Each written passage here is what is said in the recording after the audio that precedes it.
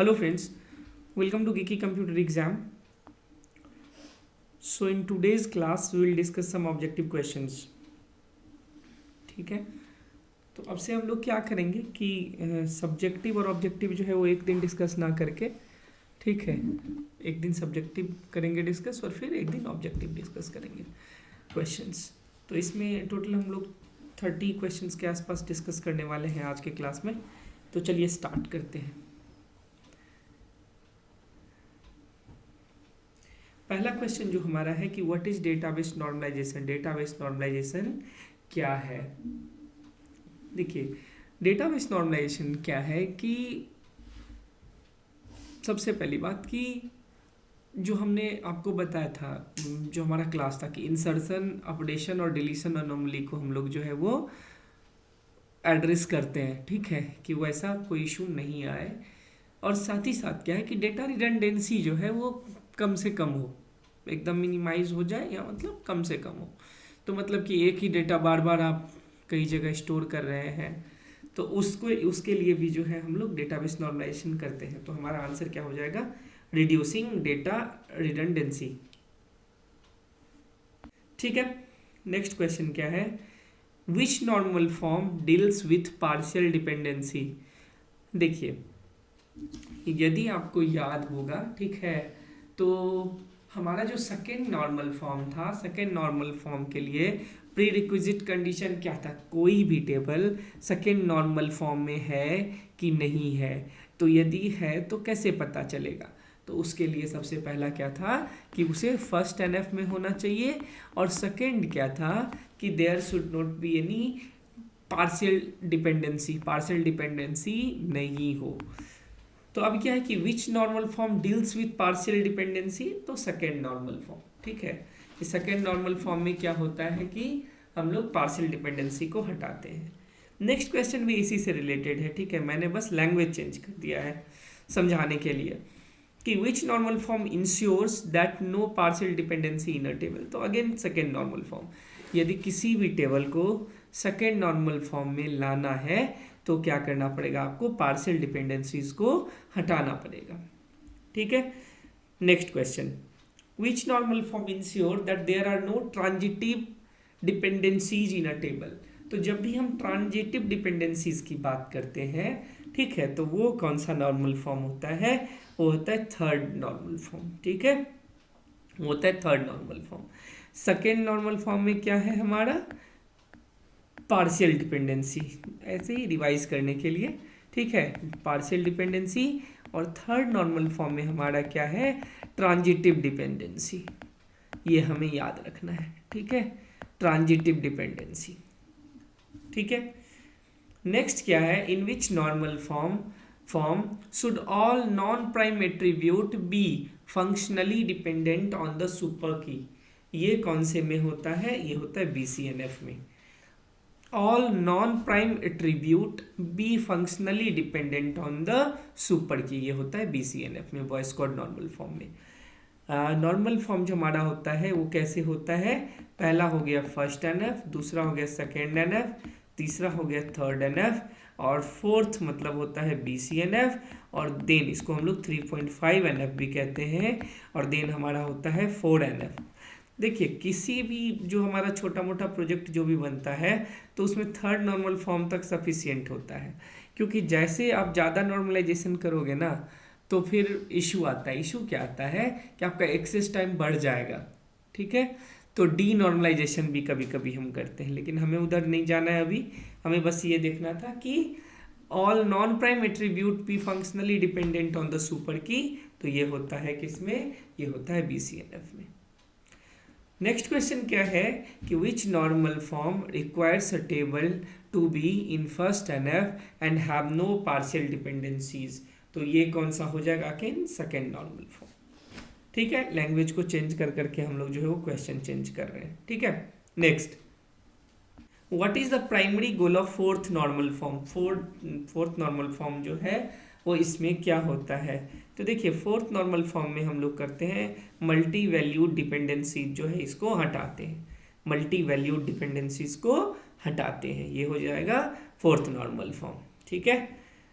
What is a transitive dependency? Transitive dependency क्या है? देखिए, ट्रांजिटिव डिपेंडेंसी क्या है कि a dependency where one attribute determines other.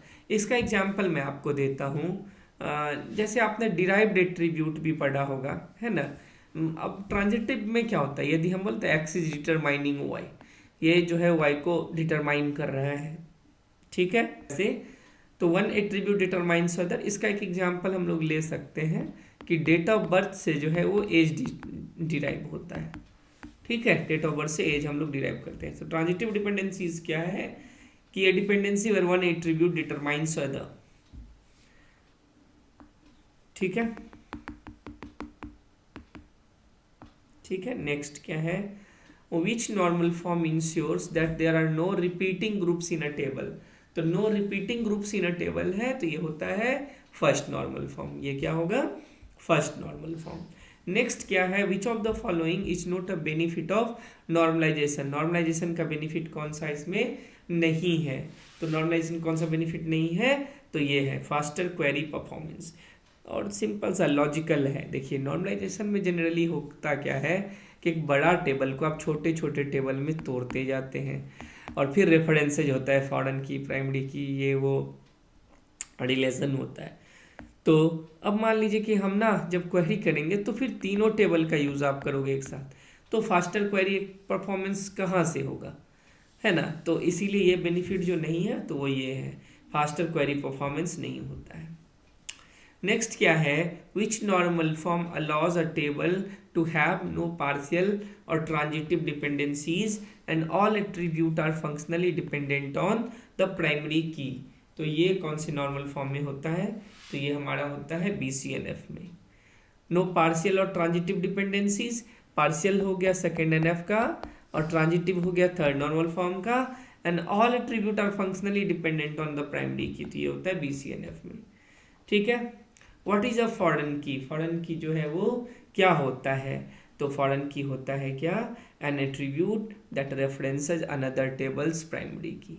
यही ना होता है कि एक टेबल का जो प्राइमरी की है वो दूसरे टेबल में फॉरेन किया जो यूज़ होता है।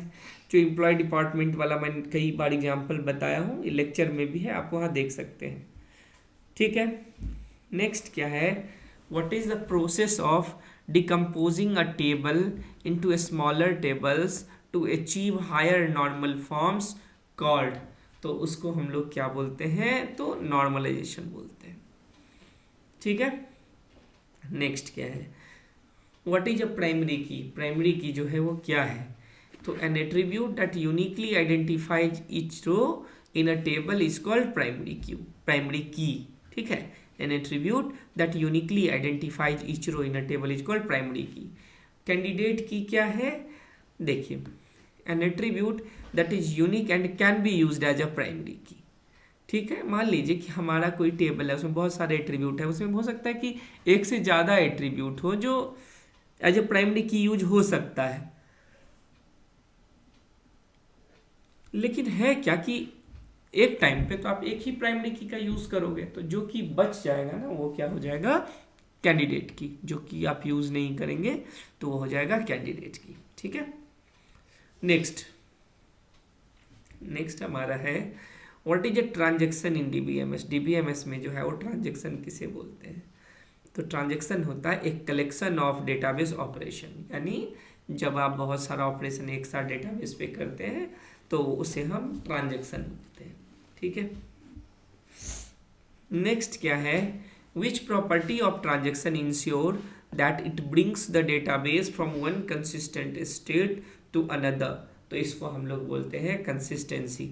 जो एसिड प्रॉपर्टी हमने पढ़ा था कि ये होता है एटॉमिक, ये होता है कंसिस्टेंसी, आइसोलेशन एंड देन ये ड्यूरेबिलिटी, यही ना होता है चार, atomic, consistency, isolation and durability, ठीक है। तो जो एक कंसिस्टेंट स्टेट से दूसरे कंसिस्टेंट स्टेट में जो पहुंचता है उसको हम बोलते हैं कंसिस्टेंसी।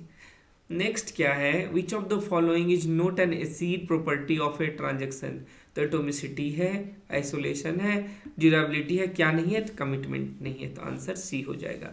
कमिटमेंट की जगह क्या होता है, कंसिस्टेंसी, ऊपर जो हम लोग अभी पढ़ रहे थे, ठीक है। Next, which isolation level ensure that a transaction sees only committed changes made by the other transaction. तो उस आइसोलेशन लेवल को क्या कर दिया, यदि कोई अनकमिटेड चेंज है तो वो दूसरे ट्रांजेक्शन्स को ना दिखे, ठीक है। तो इसको हम लोग बोलते हैं रीड कमिटेड। इससे क्या होता है, और बाय डिफ़ॉल्ट ना ये पोस्टग्रे में ये इनेबल होता है, ठीक है, जब आप पोस्टग्रे यूज करेंगे तो। नेक्स्ट क्या है, which statement is true about a database roll back. Database roll back के लिए क्या सही है, तो ये क्या होता है कि it undo change made by transaction. जो ट्रांजेक्शन ने चेंज किया उसको रोल बैक करना, अनडू करना। It undoes changes made by transaction, ठीक है। तो ये होता है रोल बैक। नेक्स्ट क्या है, what is a save point in a transaction. Transaction में सेव पॉइंट क्या है, देखिए ये क्या है, a point within a transaction to which you can later roll back. मतलब एक ऐसा पॉइंट जहां तक आप उसमें रोल बैक कर सको, ठीक है। Which SQL statement is use to start a new transaction explicitly. तो उसके लिए हम लोग ना ये यूज करते हैं, बिगिन ट्रांजेक्शन यूज करते हैं, ठीक है, begin transaction.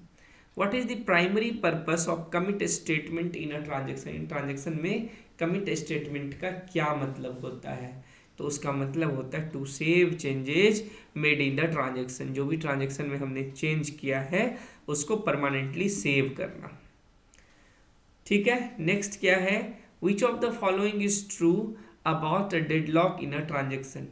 Which of the following is true about a deadlock in transaction, ठीक है। तो ये क्या होता है, it can be resolved by rolling back one of the transactions, ठीक है।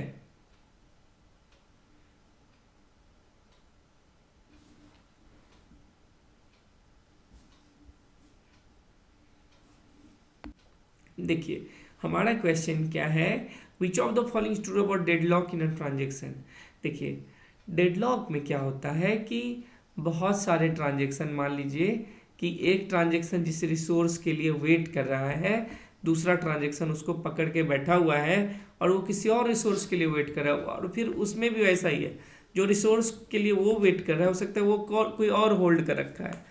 तो ऐसा इसमें क्या होगा कि मान लीजिए ये तो नहीं बोलता डेडलॉक सिचुएशन है, तो जब तक आप एक ट्रांजेक्शन को किल कर दिया जाए यदि, तो मान लीजिए रिसोर्स रिलीज हो जाएगा और सबका काम चल जाएगा एग्जीक्यूट होके फिर वो।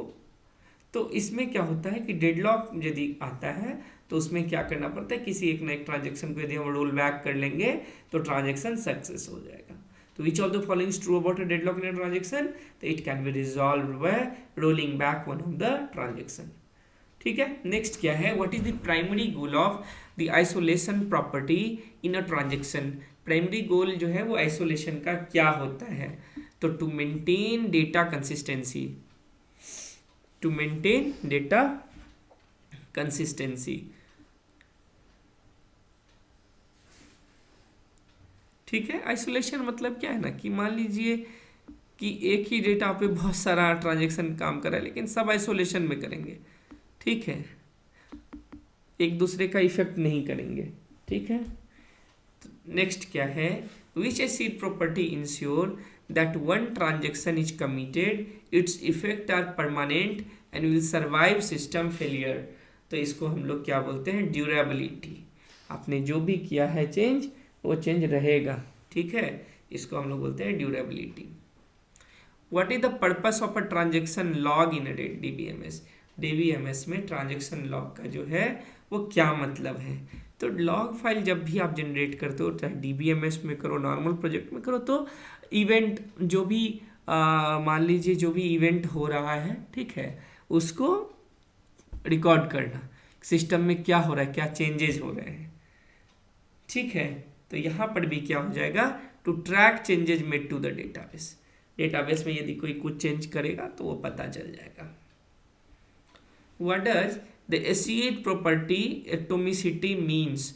एसिड प्रॉपर्टी में जो एटोमिसिटी है उसका क्या मतलब है, तो उसका मतलब होता है transaction is treated as single individual unit of work. Atomicity का यही मतलब है, या तो वो सारा कंप्लीट होगा एक ट्रांजेक्शन के जितने भी ऑपरेशंस हैं, या नहीं तो एक भी नहीं कंप्लीट होगा। तो transaction is treated as single. In DBMS, what is a database transactions typical structure? Typical structure क्या होता है? तो ये होता है begin, फिर SQL operation, then commit और roll back. तब इस दोनों में से कोई चलेगा ही. begin SQL operation होगा, फिर commit या roll back में से कुछ होगा. Next क्या है? What does the deadlock in a DBMS involve? ठीक है, तो ये होगा क्या? Two or more transactions waiting for each other to release locks. ठीक है, रिलीज लॉक्स मतलब ठीक है, इसको आसान भाषा में बोले तो शेयरेबल रिसोर्सेज जो है वो उसको कैप्चर करके बैठा रहता है. जब तक वो छोड़ेगा नहीं, दूसरा एग्जीक्यूट नहीं होगा, सब आधे में फंसा हुआ है, किसी का काम पूरा नहीं हो रहा है, पूरा नहीं होगा तो रिसोर्स नहीं छोड़ेगा, रिसोर्स नहीं छोड़ेगा तो डेडलॉक होगा. ठीक है, तो two or more transaction waiting for each other to release locks. तो ये हमारे इंपॉर्टेंट क्वेश्चंस थे. ठीक है, इसका आंसर जो है वो इसके नीचे ही है. ये PDF आपको यदि चाहिए तो आप हमारे ऐप पे जाइए, और ऐप पे आप यदि इस कोर्स को सब्सक्राइब करेंगे तो you will be able to access this PDF. ठीक है, जस्ट ए रिमाइंडर कि ये गिकी बैंकर ऐप है अपना, आप उसे इंस्टॉल करिए. MCQ lecture, video lecture PDF वहाँ मिलेगा. और ये हमारा फ़ोन नंबर है, व्हाट्सअप नंबर भी यही है. तो कोई भी सजेशन, रिक्वेस्ट हो, कुछ भी क्लैरिटी लेना हो तो आप यहाँ से ले सकते हैं. ठीक है, thanks for watching and please subscribe our channel if you have not subscribed yet. Join our Telegram channel for all the latest updates. So this is our Telegram channel, and app is available for both Android and as well as for iOS platform. And I have already told you this is our number. ठीक है, और आप लोगों का कुछ भी है दिमाग में तो आप कमेंट भी कर सकते हैं. ठीक है ना, व्हाट्सएप पे मैसेज भी कर सकते हो. ठीक है, तो थैंक्स फॉर वॉचिंग. थैंक्स.